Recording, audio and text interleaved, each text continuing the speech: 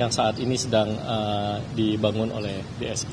Jadi nanti semua itu terkait ke National Single Window di Kementerian Keuangan, sehingga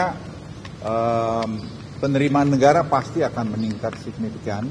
Nanti yang seperti tadi saya jelaskan, hampir tidak mungkin orang lari dari situ karena kan kita monitor, dan semua ini dibangun oleh anak-anak muda Indonesia.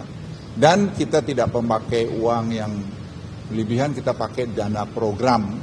Dan saya kira kalau dulu kita ingat EKTP triliunan rupiah, ini sampai hari ini kita belum keluar berapa puluh miliar pun belum. Jadi banyakan gaji.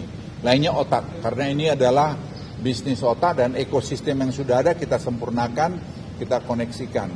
Itu saya kira yang menjadi sangat penting untuk disadari, bahwa dengan GovTech ini nanti Presiden akan berkunjung ke Bali melihat untuk provinsi tanggal antara 6, 7, 8, 9 bulan Juli.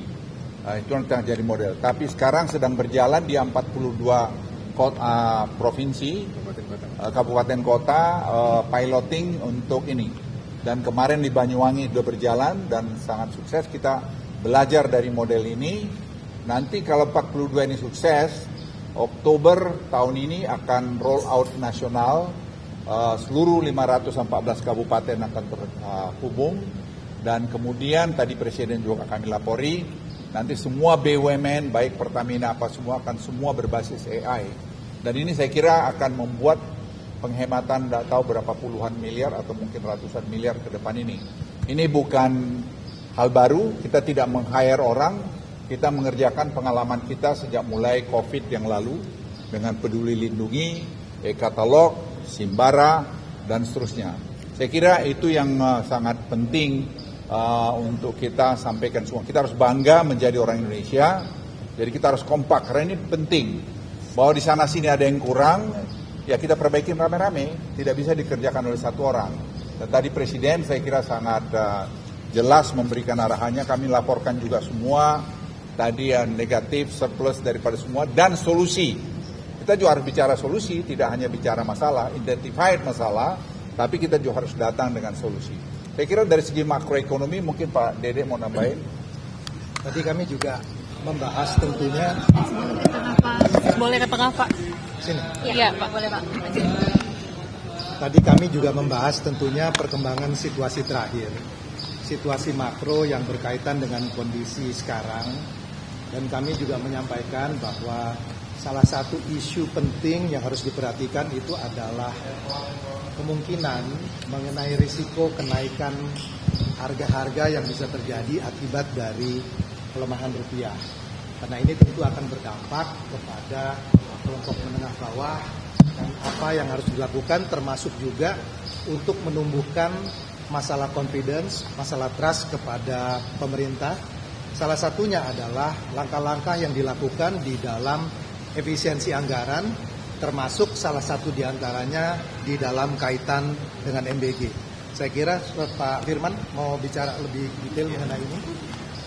Kami dari Dewan Ekonomi Nasional memang menyampaikan kepada Bapak Presiden terkait dengan situasi ekonomi sekarang ya. Mungkin yang pertama yang kami sampaikan kepada Bapak Presiden bahwa fundamental ekonomi kita dalam kondisi yang baik gitu ya. Bahkan jauh dibandingkan dengan kondisi krisis 1998. Selain dari indikator-indikator makro seperti pertumbuhan yang masih tinggi, inflasi yang masih stabil, salah satu yang kami highlight adalah neraca korporasi yang dalam posisi yang sangat sehat. Salah satunya kalau teman-teman lihat utang perusahaan dalam dolar itu jauh lebih rendah dibandingkan dengan kondisi 1998 ya. Kemudian kalau kita lihat posisi cash dari perusahaan juga dalam posisi yang tinggi, jadi ketidakpastian yang terjadi mereka masih cukup bisa mitigasi. Dari sisi perbankan kita juga bisa lihat capital adequacy ratio dalam posisi di atas 25. Ini menunjukkan sistem perbankan kita cukup kuat gitu kan. Namun memang kita perlu waspada terhadap ketidakpastian ekonomi global. Dampak perang ini sepertinya lebih tinggi, lebih lama dari perkiraan kita. Kemudian ada faktor pelemahan rupiah. Tadi Pak Dede sudah sampaikan dampak perang ini kenaikan harga energi global dan kemudian pelemahan rupiah ini bisa berdampak pada kenaikan biaya produksi dan distribusi. Dan kalau teman-teman lihat kan IHK inflasi 3%, tapi IHPB itu di 5%. IHPB itu di sekitar 7%. Dan ini yang perlu diantisipasi nanti di semester kedua, tapi saya kira pemerintah sudah mempersiapkan langkah-langkahnya. Nah, kemudian di tengah ketidakpastian global ini, saya kira confidence harus kita terus perkuat. Salah satunya komitmen Bapak Presiden terkait defisit fiskal, ini harus kita bisa jelaskan dengan lebih detail. Pak Presiden tadi menyampaikan efisiensi anggaran ini akan dilakukan, termasuk untuk program-program prioritas seperti MBG. Jadi tadi angkanya cukup besar yang kita bisa hemat dari sisi MBG ya. Bahkan kita juga ada langkah-langkah untuk meningkatkan dari sisi penerimaan. Kemudian mungkin yang terakhir juga kami sampaikan terkait dengan pelemahan rupiah, kita juga harus melihatnya secara komprehensif dari sisi neraca pembayaran. Ada beberapa langkah konkret yang kita bisa lakukan gitu ya untuk memperkuat devisa. Kalau teman-teman lihat di neraca pembayaran kita, salah satu potensi yang masih bisa ditingkatkan adalah pendapatan sekunder. Ini adalah remitansi dari tenaga kerja kita di luar gitu kan. Kalau kita bandingkan dengan Filipina, jumlahnya masih lebih rendah Indonesianya gitu ya. Artinya program-program Bapak Presiden untuk meningkatkan pekerja migran berkualitas seperti perawat, electrician dan segala macam itu bisa membantu meningkatkan devisa ke depan. Di luar itu salah satu area yang juga bisa ditingkatkan adalah wisatawan ya. Jadi kita bandingkan dengan beberapa negara, jumlah wisman kita kan masih relatif lebih rendah. Tahun lalu sekitar 15 juta, Vietnam 20 juta, Thailand 30 juta, Malaysia 40 juta gitu kan. Kalau kita bisa meningkatkan wisman lebih tinggi dalam waktu ke depan ini tentu akan bisa membantu meningkatkan devisa kita. Salah satu kebijakan yang sebenarnya tidak butuh anggaran, misalkan kita bisa ngasih bebas visa kunjungan misalkan ke beberapa negara yang memang pendapatannya tinggi dan memang tertarik untuk datang ke Indonesia gitu kan. Dan ini saya kira beberapa negara ASEAN tadi juga sudah menerapkan gitu kan. Ini beberapa masukan yang kami sampaikan kepada Bapak Presiden. Jadi dari tadi yang mengenai GovTech sebagai penutup, itu nanti pemerintahan Presiden Prabowo ini akan berbasis digitalisasi dengan support AI.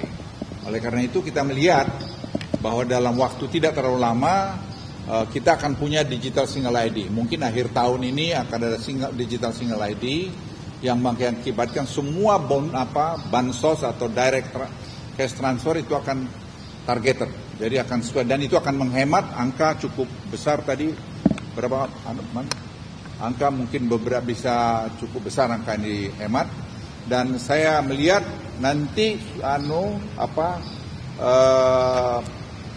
subsidi tidak akan lagi ke barang, subsidi akan langsung kepada yang penerima karena rata-rata kita kumpulkan semua bansos itu dengan cash transfer dan seterusnya ada 5,4 juta rupiah per orang, dan ini nanti akan dikelompokkan dengan AI. Nanti makan dengan kita akan bisa mendorong untuk membuat UMKM dengan tentu memberikan kur yang baik karena orang ini sudah bisa dipantau dengan jelas latar belakangnya karena tadi government technology. Jadi ini satu pemerintahan yang berpenduduk hampir 300 juta orang pada awal tahun depan yang pertama menggunakan digitalisasi berbasis AI. Nah, ini saya kira satu keberanian tersendiri karena tadi seperti singgung, semua akan bisa dimonitor dengan sistem ini. Dan sekali lagi sistem ini dibangun oleh anak-anak Indonesia. Saya kira itu dari kami. Terima kasih. Pak, kalau soal rupiah gimana sih Pak? Upaya menguatkan rupiah itu kalau dari DEN gimana sih Pak? Ya sudah tadi Pak Dede sudah jelaskan, kita banyak sekali dan tidak perlu terlalu berkhawatir berlebihan.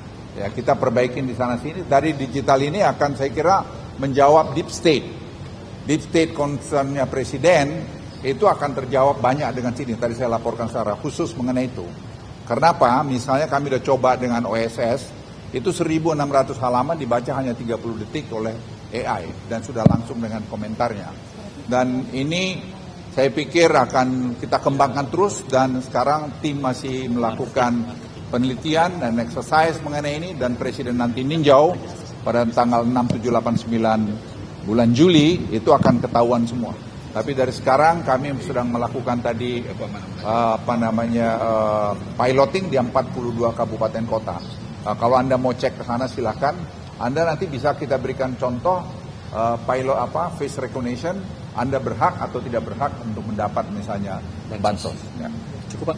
Kalau Ya. soal penataan MBG Pak Luhut, seperti apa tadi yang dimaksud dengan... Saya kira penataan MBG kita jangan bertengkar lagi mengenai itu barang baik, tinggal pengelolaannya saja yang tentu kita perbaiki. Jadi tadi Presiden sudah memberikan arahan, bukan hanya arahan, dan kami juga merespon dengan melakukan penelitian.